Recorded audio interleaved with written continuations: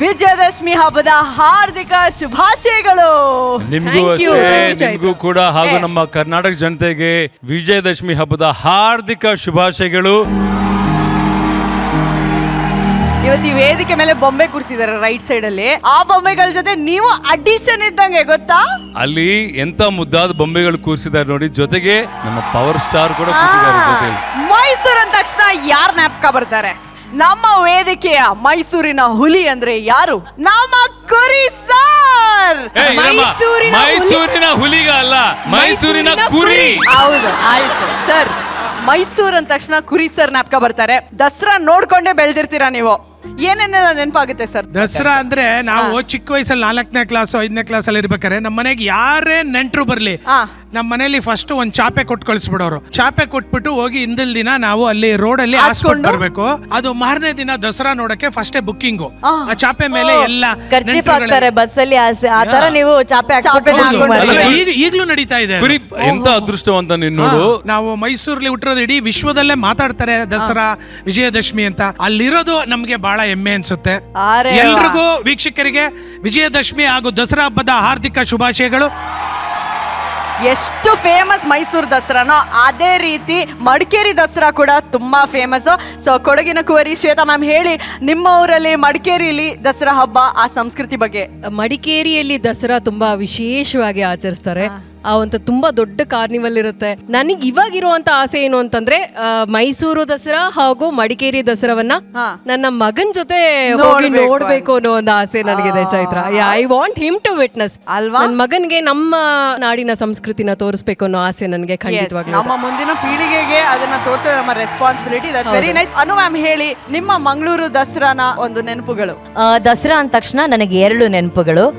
ಒಂದು, ನಾನು ಬಹಳ ಚಿಕ್ಕವಳಿದ್ದಾಗ ನಮ್ಮ ತಂದೆ ತಾಯಿ ನನ್ನನ್ನ ಮೈಸೂರಿನ ಪ್ಯಾಲೇಸ್ ಕರ್ಕೊಂಡು ಹೋಗಿರ್ತಾರೆ, ಅರಮನೆಗೆ. ಸೊ ಮಹಾರಾಜರು ಅರಮನೆಗೆ ಬರ್ತಾರೆ. ಸೊ ಎಲ್ಲರೂ ಬಹುಪರಾಕ್ ಅಂತ ಹೇಳಿ ಕೂತ್ಕೊಡ್ತಾರೆ. ಆಗ ಅವಕಾಶ ಇತ್ತು ನೋಡೋದಕ್ಕೆ ಆ ಪ್ಯಾಲೇಸ್ ಅಲ್ಲಿ.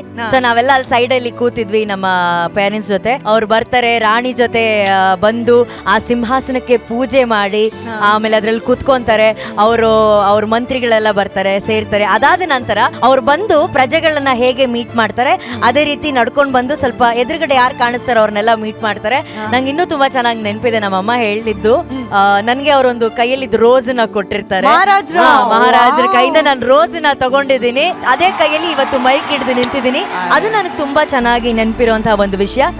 ಅದಾದ ನಂತರ ನೀವು ಹೇಳಿದ ಹಾಗೆ ದಸರಾ ಅಂದ್ರೆ ನಮ್ಗೆ ನಮ್ಮ ಮಂಗಳೂರು ದಸರಾ, ಕುದ್ರೋಳಿ ಹಾಗೂ ನಮ್ಮ ಕಾರ್ ಸ್ಟ್ರೀಟ್ ಅಲ್ಲಿ ಶಾರದಾ ದೇವಿ ಏನ್ ಕೂರಿಸ್ತಾರೆ ಬಹಳ ಬಹಳ ಫೇಮಸ್. ಕುದ್ರೋಳಿಯಲ್ಲಿ ಇವತ್ತು ಗೋಕರ್ಣನಾಥೇಶ್ವರ ಟೆಂಪಲ್ ಅಲ್ಲಿ 9 ದಿನ ಬಹಳ ಭರ್ಜರಿಯಾಗಿ ನವದೇವಿಯರನ್ನ ಕೂರಿಸಿ ಅಲಂಕರಿಸಿರ್ತಾರೆ. ಆ 9 ದಿನ ಆದ ನಂತರ ಮೆರವಣಿಗೆ ಇರುತ್ತೆ. ಅರ್ಧಕ್ಕರ್ಧ ಮಂಗಳೂರು ಎಲ್ಲಾ ಬ್ಲಾಕ್ ಸರಿ ಸುಮಾರು ಒಂದು 100ರಿಂದ 150 ಟ್ಯಾಬ್ಲೋಗಳಿರುತ್ತೆ.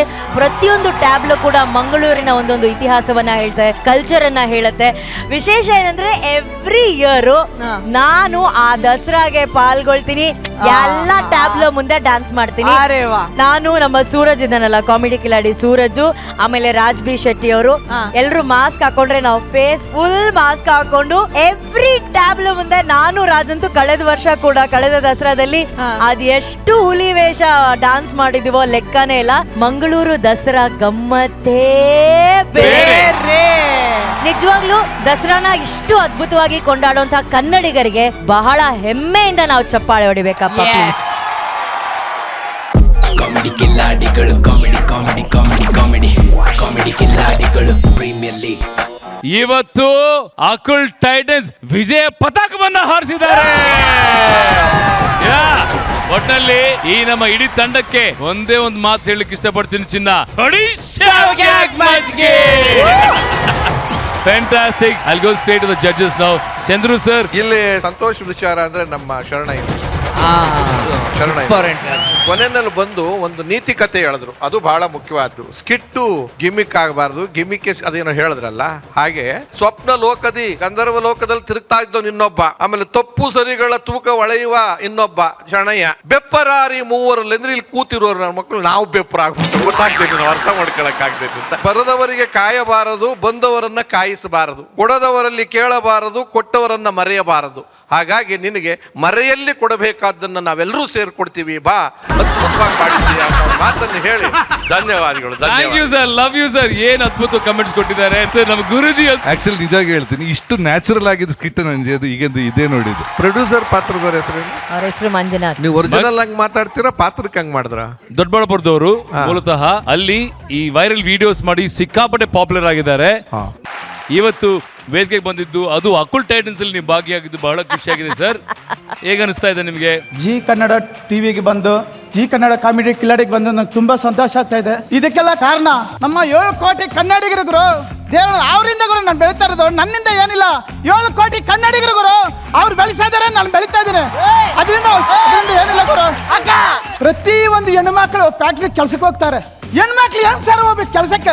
ಗಂಡು ಮಕ್ಳು ಹೇಳ್ಕಿರೋದು ದೊಡ್ಡ ಕಟ್ಟಾಕ ಗಂಡು ಮಕ್ಳು ಇರೋದು. ಹೆಣ್ಣು ಮಕ್ಳು ಬೆಳಗ್ಗೆ ಕೆಲ್ಸಕ್ಕೆ ಹೋದ್ರೆ ಸಂಜೆವರೆಗೂ ಫ್ಯಾಕ್ಟ್ರಿಯಲ್ಲಿ ನಿಂತು ಕೆಲಸ ಮಾಡ್ತಾರೆ. ಆದ್ರೆ ಗಂಡು ಮಕ್ಳು ಅಲ್ಲಿ ಇಲ್ಲಿ ಫುಟ್ಪಾತ್ ಮೇಲೆ ನಿಂತ್ಕೊಂಡು ಸಂಜೆ ಆದ್ರೆ ಚಾಪೆ ಊಟಕ್ಕೆ ಅಂತಾರೆ.